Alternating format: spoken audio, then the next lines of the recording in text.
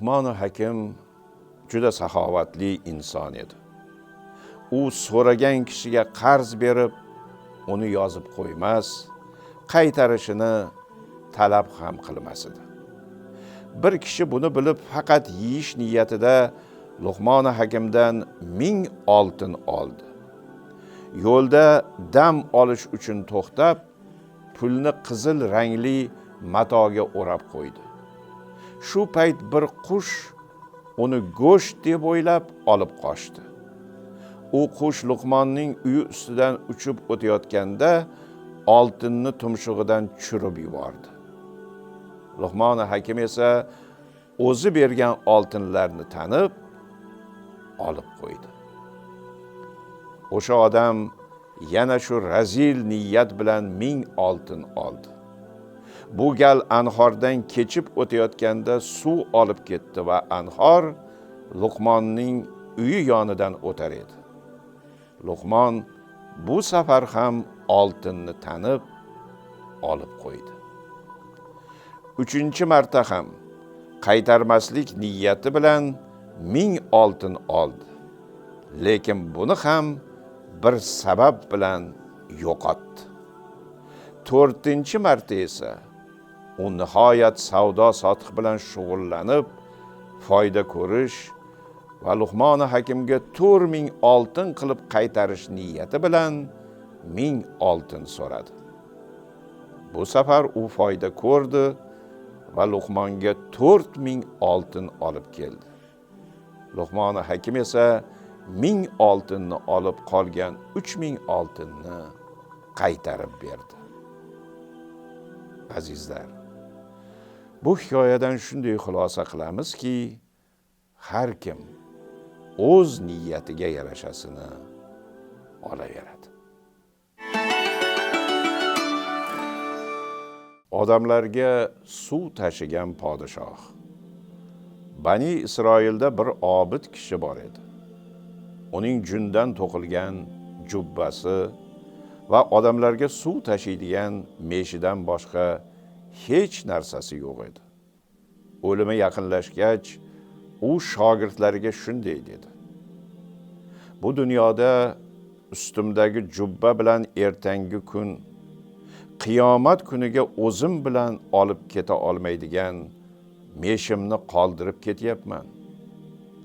Vafot etganimdan keyin ularni falonchi podshohga olib borib beringlar.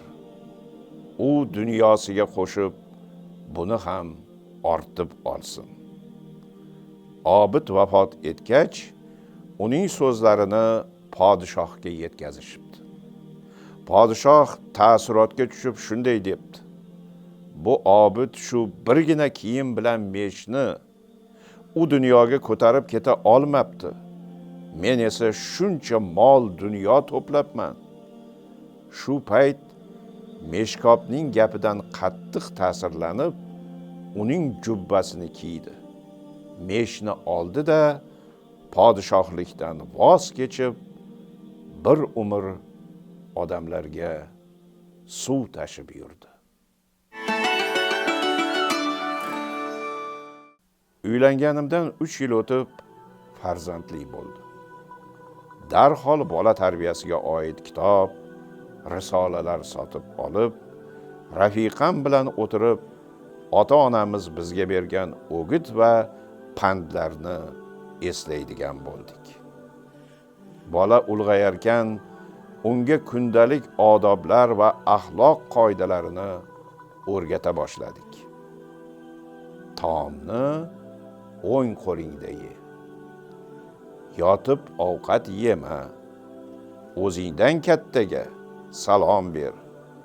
Hojatdan so'ng albatta qo'l yuvilish kerak.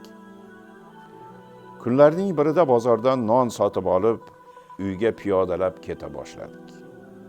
O'sha kuni tushlik qilmagandim, qornim achib ketyapti. Uyga borishgacha sabrim chidamay, yelim xaltada turgan nonga qo'l cho'zdim. Shu payt orqamdan ogohlantiruvchi ovoz eshitildi. Ada, non yemoqchimisiz? Qo'llaringizni yuvmagansiz-ku. Darrov hushyor tortdim.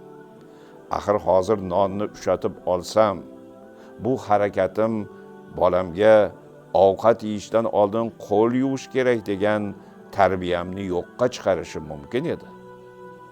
Ha, rost aytasan o'g'lim. Qo'llarim yuvilmagani yodimdan chiqib ketibdi.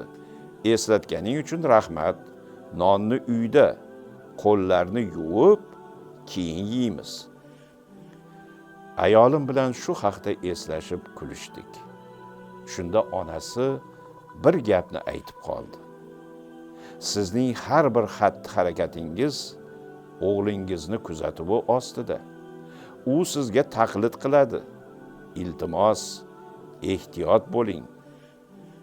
Bu so'zlar menga bir naqlni eslatib yubordi. Bolalaringizni tarbiya qilmang. Ular baribir sizga o'xshashadi. Siz o'zingizni tarbiya qiling.